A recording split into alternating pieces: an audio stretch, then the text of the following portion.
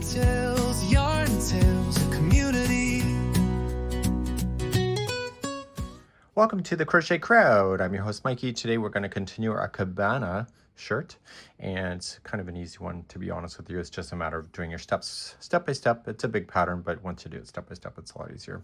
Trust me, I don't do clothing very often, but when I do step by step, it surprises me every time. So what we're doing is that we're just going to follow along, and in this tutorial today, we're going to be placing the button bands at the front of your project.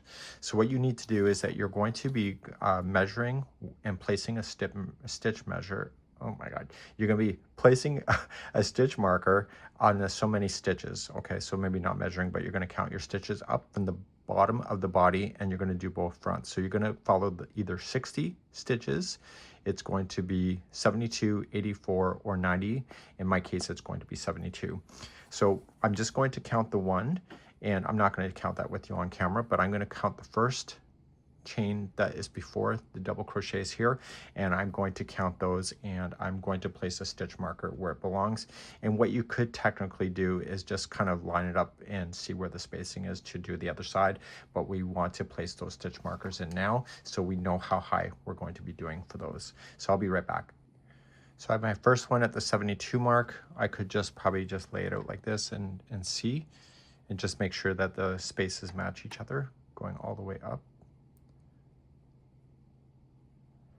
And if you want to verify and get the same number, you can as well. So I think it's here. But I am, just because, you know, I get paranoid, I am going to just quickly count that as well. But it's an easier way to do that as well, to do that. So I'm just placing those stitch markers, and we're going to work band by band. The first band that we're going to do is going to be the back band, and then the second band portion will be then the buttonholes. So we'll do one and then the other side. So let me verify my count and for transparency, it did match up on the other side, so that's good. So let's begin, and let's pick one of the sides to do, and that's what we're going to begin to do, our button bands. As we begin today's tutorial, you're going to notice there's a discrepancy between the instructions and me, and that's a me problem. And what I did do is that I started on the right side facing up. So I did that, so that's at least correct for both of them. But what I should have done is that I should have started the first band at the top of the collar area going down, and then back and forth over the 6 rows, and then the button band, I should have started at the base, coming up to the stitch marker, and then back down. Now I did completely the opposite of that, but the advantage is that the buttonholes here are going to stay balanced regardless if you started on one side or the other. Just make sure the right side's facing up, or you're going to have a serious problem. I did fasten off at the end of the 6th row after the buttons were done, because I was going to end up at the top of the collar area, and it says not to, and just continue then just to go all the way across the base for the next part of this tutorial. So you can decide either to follow the instructions or follow me. Either way, you're going to have success. So we're now on page number 6. We're going to start the first button band. This has no holes in it on this side, so we want it with the right side facing, so the good side. If people are looking at you, as I mentioned before, you're going to join the yarn with a slip stitch at the stitch marker at the bottom edge. So I did not mark the bottom edge, but I am going to do this. So at the bottom left, okay, it's going to be this one. Let me just zoom out and show you. So I'm going to start right here at the bottom edge, and we're just going to work our way up to that stitch marker that is placed, and we're just going to go back and forth with a total of 6 rows, doing single crochet in each one of the stitches. So let's begin that next. So the bottom left edge, this one right here, is where we're going to start. If you are left-handed on this thing, just look at the project and make sure it's the left-hand side. Okay. So I'm just going to join it right into the space work, and chain 1 and single crochet into the space. So I'm just going to single crochet in each of the stitches, including the chain 1 spaces. This is not the back join that we did where we're going to use the chain work. Just go right into a space. Just make it simple for yourself for this. And just single crochet all the way to the stitch marker, and I'll be right back in a moment. So I'm getting close to that stitch marker, and that's where we're going to stop. Okay, going right into that space where that stitch marker is. And all you're just going to do is just turn that panel or the whole project, whatever is easiest for you, turn it around.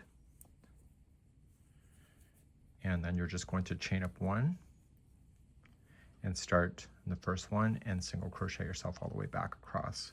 So I need you to do a total of 6 rows. The buttons will be sewn to this ball band, or sorry, to this button band, and you don't need to worry about buttonholes for this particular side. Okay, so do 6 rows of this single crochet. So we've already done 1, this is number 2, and I'll see you at the end of number 6 in a moment. I finished my 6 rows. I finished off, again, I'll weave in my ends later, so 1 flap is done. If you want a casual looking item that doesn't have buttons, then the next portion of this, when we go to add it to the side, if you don't want to put buttonholes and just kind of leave it open like that, you know, it's completely up to you. Myself, I like privacy to hide my guts, so I do like the buttons, especially on the bottom. So what we want to do is we want to start the next button band at the top here, not at the base, because we need to keep the right sides facing out. So what I have to do is just turn this thing around. Okay, and we need to start at the stitch marker on this side. So the first 2 rows are going to be the single crochet in every stitch, and then we're going to create buttonholes then on the 3rd row. So let's get our yarn and let's begin. So let's start, and you're going to start, just use the space and join it, chain 1 and single crochet in the same space. So I need you to whip down with a single crochet in every stitch, going down, use those chain 1 spaces as a stitch. So you don't have to use the chain itself, just go around the space and just go all the way down to the very base, just to the space just after the last group, so just to this space, and then we're going to turn around and go back in the other direction. So this is row number 1 of doing this side of the button band. So I'm coming close to the very bottom edge, and just go right into that space as your last stitch. So all you just need to do now is turn your project, chain 1 and single crochet yourself all the way back to the top. So this will be row number 2, and then I will pick you up at the top of the row and already have it turned and ready to go. And I'm going to show you how to do the 3rd row to create the buttonholes. So let's begin number 3. So this is where the sizes all come to be. You see the different colors here. If you're colorblind, it's 4, 5, 6, and 6. This is representing the size. So I'm doing number 5s because I'm doing the large size. So it says chain 1 single crochet into either the first 4 if it's small, large is 5, and so 6 if it's bigger, and 6 if it's the biggest. Okay, then you're going to chain 2, which will create a buttonhole, and skip the next 2 single crochet, and then you're going to single crochet the next either 8 for small, large for 10, the next size up for 12, or 13 for the largest size. And then it says repeat then 4 times. So then you're chaining 2, skip the next 2 single crochet, and then 1 single crochet in either the 8, 10, 12, or 13 single crochets. And you're going to get yourself pretty close to the end of this. And then once you're at the closer to the end, we'll just review on just being able to get to the end. So let's start this. You will probably need to pull out your instruction for this if you're not doing the large size with me, and just follow that information right in there. Nice and easy, but let's go.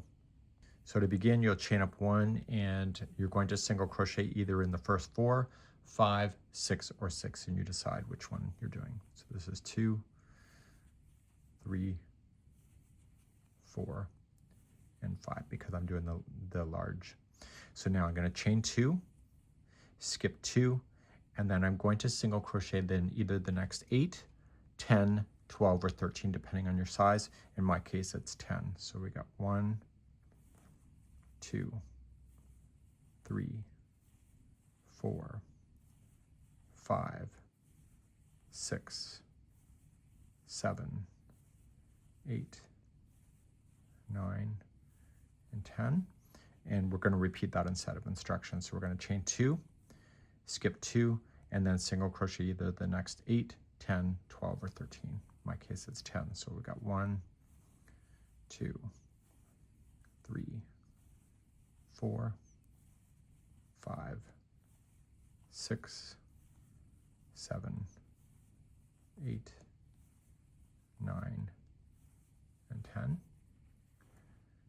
Okay, chain 2, skip 2, and then single crochet either the next 8, 10, 12, or 13. In my case, it's 10. So 1, 2, 3, 4, 5, 6, 7, 8, 9, and 10.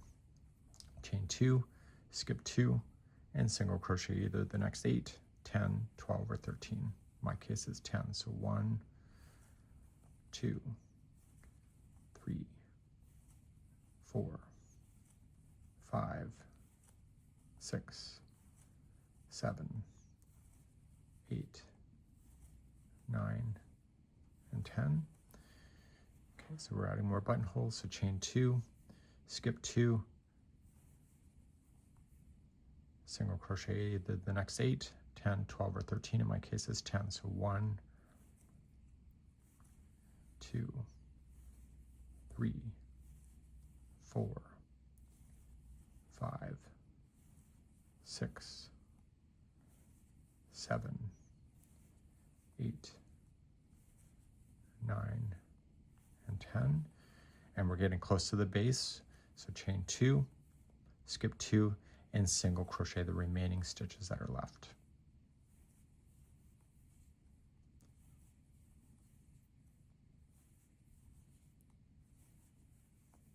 Okay, and then that's it. I did have an extra stitch down there, but I'm not going to worry about it. So I don't know why, that's whatever. So you got your spaces, and now you're going to turn your work and do row number 4. Row number 4, you're just going to chain up 1 and apply a single crochet in each stitch.